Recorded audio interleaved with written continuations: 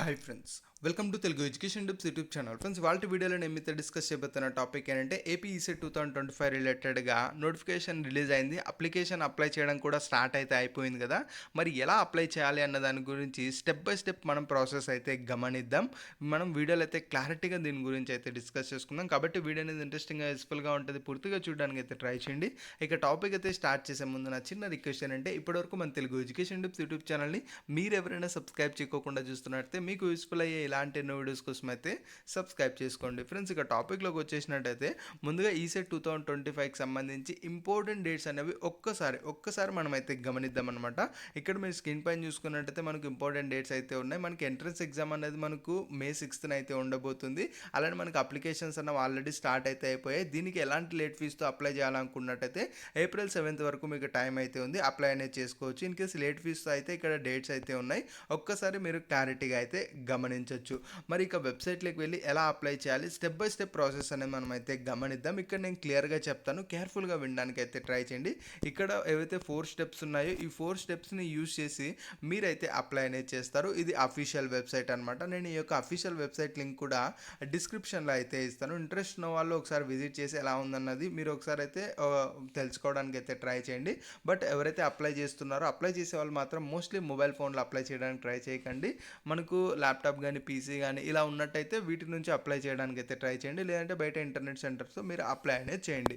ముందుగా మనకి ఇక్కడ స్టెప్ 1 అని ఉంది కదా, దీని మీద మీరైతే క్లిక్ చేయాల్సి ఉంటుంది. క్లిక్ చేసిన తర్వాత ఇలా బేసిక్ డీటెయిల్స్ అయితే అడుగుతాయి ఫీజు పే చేయడానికి. ఈ బేసిక్ డీటెయిల్స్ మీరు ఎంటర్ చేసి ఫీజు అనేది పే చేయాల్సి ఉంటుంది. ముందుగా మీ యొక్క ఏదైతే diploma or polytechnic hall ticket number ఉందో అది మీరు ఎంటర్ చేయాల్సి ఉంటుంది. ఎంటర్ చేసిన తర్వాత క్యాండిడేట్ నేమ్, ఇక్కడ మనకు స్టూడెంట్ నేమ్ ఎంటర్ చేయాల్సి ఉంటుంది. ఈ స్టూడెంట్ నేమ్ గుర్తుపెట్టుకోండి, మీ 10th క్లాస్లో ఏ విధంగా అయితే ఉంటుందో సేమ్ అదే విధంగా మీరు ఎంటర్ చేయడానికి అయితే ట్రై చేయండి. అలానే ఎంటర్ చేయాలి కూడా. ఆ తర్వాత ఇక్కడ మనకు డేట్ ఆఫ్ బర్త్ ఉంది కదా, ఇక్కడ కూడా సేమ్ మనకు 10th క్లాస్ ఏదైతే సర్టిఫికేట్ ఉందో అందులో ఏ విధంగా అయితే ఉంటుందో అదే విధంగా మీరు డేట్ ఆఫ్ బర్త్ అనేది ఉండాలి. ఇప్పుడు మనకు ఎలా ఉంటుందంటే ఆధార్ కార్డులో ఒక డేట్ ఆఫ్ బర్త్ ఉంటుంది, మనకి ఎస్ఎస్సిలో ఒక డేట్ ఆఫ్ బర్త్ ఉంటుంది. బట్ ఇక్కడ ఏది ఎంటర్ చేయాలి అనే క్వశ్చన్ వచ్చినట్టయితే డెఫినెట్గా మీ 10th క్లాస్ ఏదైతే ఉంటుందో అదే ఎంటర్ చేయండి. దాన్ని బేస్ చేసుకుని ఆధార్ కార్డులో మీరు డేట్ ఆఫ్ బర్త్ అనేది చేంజ్ చేయించుకోవాల్సి ఉంటుంది. ఆ తర్వాత ఇక్కడ మొబైల్ నెంబర్ వచ్చేటప్పటికి మొబైల్ నెంబర్ అనేది చాలా ఇంపార్టెంట్. ఫర్దర్గా మీరు లాగిన్ అయ్యేటప్పుడు కానీ ఆ తర్వాత కౌన్సిలింగ్ అప్పుడు కానీ మీకు ఓటీపీస్ అయితే రావడం అయితే జరుగుతాయి. ఆ ఓటీపీస్ ఇప్పుడు ఇచ్చే మొబైల్ నెంబర్ మీదనే ఉంటుంది. కాబట్టి మొబైల్ నెంబర్ కూడా కేర్ఫుల్గా ఇవ్వండి. నెక్స్ట్ వర్కింగ్లో ఉంటుంది ఆ మొబైల్ నెంబర్ ఏదైతే ఉంటుందో అది మాత్రమే మీరు ఇవ్వడానికి అయితే ట్రై చేయండి. ఆ తర్వాత మీరు ఇస్తున్న మొబైల్ నెంబర్ ఎవరిది అని అయితే అడుగుతుంది, అది మీరు సెలెక్ట్ అయితే చేసుకోండి. ఆ తర్వాత ఆల్టర్నేట్ మొబైల్ నెంబర్, ఇది కూడా ఖచ్చితంగా మీరైతే ప్రొవైడ్ అయితే చేయండి. ఇక్కడ స్టార్ మార్క్ లేదు కదా అని స్కిప్ చేయడానికి ట్రై చేయకండి. ఇక్కడ ఎవరిదో ఒకరిది మీ పేరెంట్స్తో మీ రిలేటివ్స్తో ఆర్ మీతోనే ఇంకొక సిమ్ ఉన్నట్టయితే ఆ యొక్క మొబైల్ నెంబర్ అయితే ఇవ్వండి. ఇన్ కేస్ మెయిన్ నెంబర్ మీరు ఇచ్చినది ఒకవేళ వర్క్ అవ్వకపోయినా ఏదైనా ఇష్యూస్ ఉన్నా కూడా ఈ యొక్క ఆల్టర్నేట్ మొబైల్ నెంబర్ ద్వారా మీకు కొంచెం యాక్సెసిబుల్ ఉండడానికి ఛాన్స్ అయితే ఉంది. ఆ తర్వాత ఈమెయిల్ ఐడి యాజువల్గా మీ యొక్క ఈమెయిల్ ఐడి ఎంటర్ చేయండి.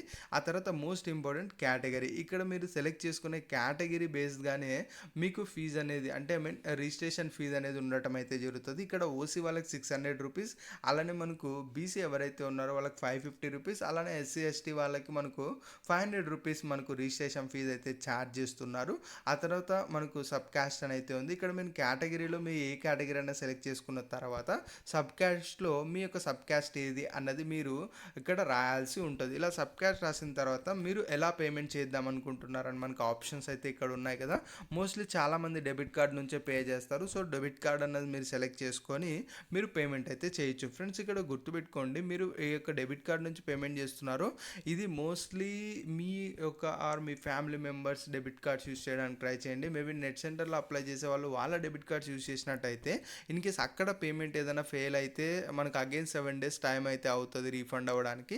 అప్పుడు మీరు ఇష్యూ ఫేస్ చేసే ఛాన్స్ అయితే ఉంటుంది. కాబట్టి ఒకవేళ మీ కార్డ్సే యూస్ చేసినట్టయితే ఇన్ కేస్ పేమెంట్ ఫెయిల్ అయినా కూడా మనకు ఆ అమౌంట్ మీకే రిటర్న్ అయితే అవుతుంది. కాబట్టి ఎలాంటి ప్రాబ్లం అయితే ఉండదు. సో డెబిట్ కార్డ్ సెలెక్ట్ చేసుకున్న తర్వాత నెక్స్ట్ ఇక్కడ మనకు టిక్ మార్క్ అయితే ఉంటుంది కదా, ఈ యొక్క దీని మీద మీరు టిక్ మార్క్ చేసుకొని ప్రొసీడ్ టు పే అనే దాన్ని మీకు క్లిక్ చేసినట్టయితే యాజువల్గా మీకు గేట్వే అనేది ఓపెన్ అవుతుంది. గేట్వే ఓపెన్ అయిన తర్వాత అందులో మీకు కార్డ్ డీటెయిల్స్ అలానే మనకు ఎక్స్పైరీ డేట్స్ అలానే సివివి ఎంటర్ చేసి ప్రొసీడ్ చేసినట్టయితే మీకు ఓటీపీ వస్తుంది. ఆ ఓటీపీ ఎంటర్ చేయగానే మీకు పేమెంట్ అనేది సక్సెస్ఫుల్ అవుతుంది. ఇలా పేమెంట్స్ సక్సెస్ఫుల్ అయిన తర్వాత మీకు మెసేజ్గా ఒక పేమెంట్ రెఫరెన్స్ ఐడి రావటం అయితే జరుగుతుంది. అది మెయిన్గా గుర్తు అయితే పెట్టుకోండి. చేసుకోండి. ఇక్కడ మీ పేమెంట్ సక్సెస్ అయిందో లేదని తెలుసుకోవాలనుకున్నట్టయితే ఇక్కడ స్టెప్ 2లో నో యువర్ పేమెంట్ అన్న దాని మీద క్లిక్ చేసి మీ యొక్క ఏదైతే పాలిటెక్నిక్ హాల్ టికెట్ నెంబర్ అలానే మనకు మొబైల్ నెంబర్ అనేది ఎంటర్ చేసి చెక్ యువర్ పేమెంట్ అన్న స్టేటస్ దాని మీద క్లిక్ చేసినట్టయితే మీ పేమెంట్ సక్సెస్ అయిందా లేదా అన్నది మీకైతే తెలుస్తుంది. ఇంతటితో మీరు ఈ యొక్క ఏదైతే పేమెంట్కి సంబంధించి మనకు కంప్లీట్ అయితే అయిపోయినట్టు మీకు పేమెంట్ రెఫరెన్స్ ఐడి అనేది వస్తుంది. అంటే ఇక్కడ పార్షియల్లీ మీకు రిజిస్ట్రేషన్ అనేది సక్సెస్ఫుల్గా కంప్లీట్ అయితే అయిపోయినట్టు. ఇక నెక్స్ట్ వచ్చేటప్పటికి మీరు రిజిస్ట్రేషన్ అయితే అయిపోయింది, ఇన్ ద సెన్స్ పేమెంట్ అయితే అయిపోయింది.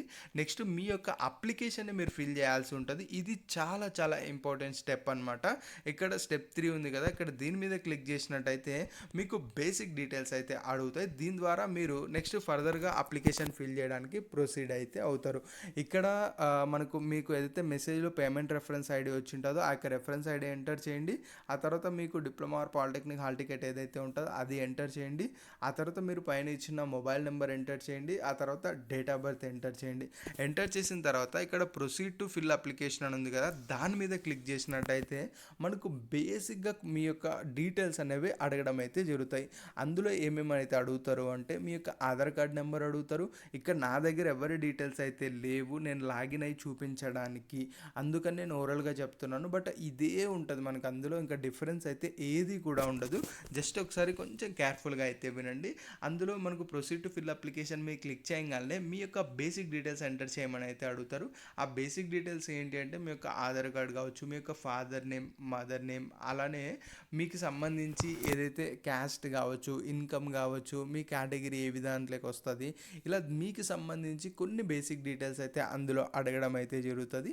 ఆ యొక్క బేసిక్ డీటెయిల్స్ అనేది మీరు ఎంటర్ అయితే చేయండి. బట్ మోస్ట్ ఇంపార్టెంట్ ఇక్కడ గమనించాల్సింది ఏంటంటే మీరు ఏదైతే క్యాస్ట్ ఆర్ ఇన్కమ్ సర్టిఫికేట్కి సంబంధించి నంబర్స్ ఎంటర్ చేస్తూ ఉంటారు కదా, ఆ యొక్క నంబర్స్ మీరు అనేది కేర్ఫుల్గా ఎంటర్ చేయండి. ఇంకొకటి ఏంటి అంటే ఒకవేళ మీ దగ్గర ఇన్కమ్ సర్టిఫికేట్ లేకపోయినట్టయితే ఇమ్మీడియట్గా మీరు ప్రాసెస్ అనేది స్టాప్ చేసి బ్యాక్ అయితే వచ్చేసి నెక్స్ట్ మీరు మీ సేవకు కానీ ఆర్ మనకు సచివాలయంస్ ఉన్నాయి కదా అక్కడికి వెళ్ళేసి మీరు మీ యొక్క ఇన్కమ్ అండ్ క్యాస్ట్ సర్టిఫికేట్ని అప్లై చేసుకోండి. అవి రావడానికి ఒక 3 to 7 days టైం అయితే పడుతుంది. అవి వచ్చిన తర్వాతనే మీరు అగైన్ ఈ యొక్క ఈసెట్కి అయితే అప్లై చేయండి. ఎందుకంటే మీరు ప్రొవైడ్ చేసే ఇన్కమ్ సర్టిఫికేట్ బేస్ చేసుకొని మనకు ఫీజు రింబర్స్మెంట్ అనేది డిపెండ్ అయితే అయ్యి ఉంటుంది. కాబట్టి మీరు ఈ యొక్క ఇన్కమ్ సర్టిఫికేట్ లేదు అని చెప్పారు అనుకోండి, నెక్స్ట్ ఫర్దర్గా మీకు ఇన్కమ్ సర్టిఫికేట్ ఉండదు కాబట్టి మీకు ఫీజు రింబర్స్మెంట్ అనేది రాదు. సో మీరు ఇప్పుడు అప్లై చేస్తున్నప్పుడు మీ దగ్గర ఈ యొక్క ఇన్కమ్ సర్టిఫికేట్ లేకపోయినట్టయితే దయచేసి అప్లికేషన్ అనేది మధ్యలో స్టాప్ చేసేసి మీరు నెక్స్ట్ ఈ యొక్క ఇన్కమ్ సర్టిఫికేట్ అప్లై చేసిన తర్వాతే మీరు ఈ యొక్క అప్లికేషన్ అయితే ఫర్దర్గా ఫిల్ అయితే చేయమని నా సిన్సియర్ సజెషన్ అనమాట. ఇక ఫర్దర్గా మీరు ఎలా వెళ్తారో మీ ఇష్టం. ఆ యొక్క మీ బేసిక్ డీటెయిల్స్ అన్నీ ఎంటర్ చేసిన తర్వాత మీ ఎడ్యుకేషన్ డీటెయిల్స్ అయితే అడుగుతారు. అంటే మీరు 10th ఎక్కడ కంప్లీట్ అయింది, 4th నుంచి 10th వరకు ఏ స్కూల్స్లో కంప్లీట్ అయితే చేశారు, మీ డిప్లొమా అనేది ఎక్కడ చేస్తున్నారు, ఆ యొక్క మీ కొంచెం ఎడ్యుకేషన్ డీటెయిల్స్ అయితే అడగడం జరుగుతుంది. అవి కూడా మీరు ఎంటర్ అయితే చేసేస్తారు, ప్రాబ్లం అయితే లేదు. బట్ అవి ఎంటర్ చేసేటప్పుడు స్కూల్ నేమ్స్ కానీ ఇవైతే కొంచెం కేర్ఫుల్గా ఎంటర్ చేయడానికి అయితే ట్రై చేయండి. 4th నుంచి మనకు 10th వరకు కాబట్టి కేర్ఫుల్గా ఎంటర్ చేయండి. ఇన్ కేస్ అక్కడ మిస్ అయ్యింది, సరిగా ఎంటర్ చేయలేదు అంటే నెక్స్ట్ కౌన్సిలింగ్ ప్రాసెస్ అప్పుడు మీరు చేంజ్ చేసుకోవడానికి ఛాన్స్ అయితే ఉంటుంది. బట్ అప్పుడు మీకు స్టడీ సర్టిఫికేట్ అయితే అవసరం అయితే ఉంటుంది, ఇప్పుడు అవసరం అయితే ఉండదు. సో ఎంటర్ చేసేటప్పుడు కేర్ఫుల్గా ఎంటర్ చేయడానికి అయితే ట్రై చేయండి. ఇవి ఎంటర్ చేసిన తర్వాత ఇంకా యాజ్ యూజువల్ లాస్ట్లో మీ ఫోటో అండ్ మీ సిగ్నేచర్ అయితే ఉంటుంది. మీ ఫోటో అండ్ మీ సిగ్నేచర్ మీరు అక్కడ మనకు అప్లోడ్ చేసేసిన తర్వాత లాస్ట్లో సబ్మిట్ అనే ఆప్షన్ అయితే ఉంటుంది. అలా మీరు సబ్మిట్ బటన్ క్లిక్ చేయగానే మీ యొక్క అప్లికేషన్ అనేది సబ్మిట్ అయిపోతుంది. బట్ సబ్మిట్ చేసే ముందు 1-2 సార్లు అయితే ఇచ్చిన డీటెయిల్స్ కేర్ఫుల్గా చెక్ అయితే చేసుకోండి. మెయిన్గా ఆధార్ కార్డ్, క్యాస్ట్, ఇన్కమ్, మీ యొక్క స్కూలింగ్ డీటెయిల్స్ ఇవన్నీ కూడా కేర్ఫుల్గా ఒకసారి అయితే చెక్ చేసుకున్న తర్వాతే మీరు సబ్మిట్ అయితే చేయండి. ఇలా సబ్మిట్ చేసిన తర్వాత మీరు ఏదైతే అప్లికేషన్ సబ్మిట్ చేస్తుంటారో దాన్ని మీరు ప్రింట్అవుట్ అయితే తీసుకెళ్లాల్సి ఉంటుంది. ఈ యొక్క ప్రింట్అవుట్ అనేది మీరు ఎప్పుడైతే ఎగ్జామ్కి వెళ్తారో ఎగ్జామ్కి వెళ్ళేటప్పుడు ఈ యొక్క రిజిస్ట్రేషన్ ఫామ్ అలానే హాల్ టికెట్ కూడా తీసుకెళ్లాల్సి ఉంటుంది. కాబట్టి ఈ యొక్క రిజిస్ట్రేషన్ ఫామ్ అనేది డెఫినెట్గా మీరు ప్రింట్అవుట్ అయితే తీసుకోవాల్సి ఉంటుంది. సో ఇక్కడ స్టెప్ 4 మీద క్లిక్ చేసి మీ యొక్క ఏదైతే పేమెంట్ రెఫరెన్స్ ఐడి అలానే మనకు రిజిస్ట్రేషన్ అయిన తర్వాత రిజిస్ట్రేషన్ నెంబర్ వస్తుంది. అంటే ఇప్పుడు మనకు అప్లికేషన్ ఫిల్ చేస్తారు కదా, ఫిల్ చేసి సబ్మిట్ చేసిన తర్వాత మీ రిజిస్ట్రేషన్ సక్సెస్ఫుల్ అయిందని చెప్పేసి మీకు ఒక రిజిస్ట్రేషన్ నెంబర్ వస్తుంది. ఆ యొక్క రిజిస్ట్రేషన్ నెంబర్ అలానే మనకు డిప్లొమా హాల్ టికెట్ నెంబర్, అలానే మనకు mobile number, date of birth. ఈ 5 మీరు ఎంటర్ చేసి గెట్ ప్రింట్ అప్లికేషన్ అనే దాని మీద క్లిక్ చేసినట్టయితే మీకు మీరు ఇందాక అప్లై చేసిన అప్లికేషన్ ఫామ్ మొత్తం అన్ని డీటెయిల్స్ ఉన్నది ఉంటుంది కదా, అది మీకు ఓపెన్ అవ్వడం అయితే జరుగుతుంది. At the same time thumb impression అని అవి మనకు ఓపెన్ అయితే అవుతుంది. ఆ యొక్క రిజిస్ట్రేషన్ ఫామ్ ఏదైతే ఉంటుందో అది మీరు కింద ప్రింట్ అన్న ఆప్షన్ ఉంటుంది, దాన్ని మీకు క్లిక్ చేసి మీరు దాన్ని సేవ్ టు పీడిఎఫ్ అన్న దాని మీద క్లిక్ చేసి మొబైల్లో సేవ్ చేసుకొని ఫర్దర్గా మీరు ప్రింట్అవుట్ అయితే తీసుకోవాల్సి ఉంటుంది. సో ఇలా మీరు ప్రింట్అవుట్ తీసుకున్న తర్వాత మీకు ఓవరాల్గా ఈసెట్కి సంబంధించి కంప్లీట్ అయితే అయిపోయినట్టు. మోస్ట్లీ మనకి ఇక్కడ ఆన్లైన్ అప్లికేషన్ ఫిల్ చేయగానే మీకు రిజిస్ట్రేషన్ సక్సెస్ఫుల్ అయ్యి రిజిస్ట్రేషన్ నెంబర్ వచ్చిందంటేనే మీరు అప్లై అనేది కంప్లీట్ అయిపోయినట్టు.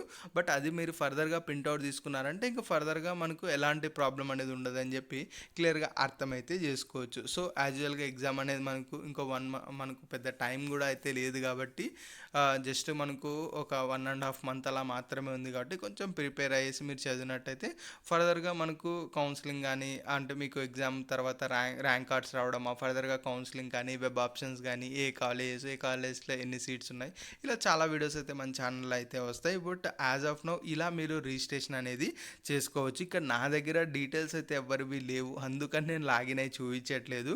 బట్ డీటెయిల్స్ ఉండి ఎవరిదైనా అప్లై చేయాలనుకున్నట్టయితే మనకు అసలు ప్రాబ్లమే లేదు. ఈజీగా నేను మీకు ఇంకా డీటెయిల్డ్గా ఓవరాల్గా కాకుండా ఇంకా డీటెయిల్గా ఎక్కడ ఏం చెప్పాలన్నది కూడా క్లియర్గా నేనైతే చెప్పేవాడిని. బట్ డీటెయిల్స్ అయితే లేవన్నమాట.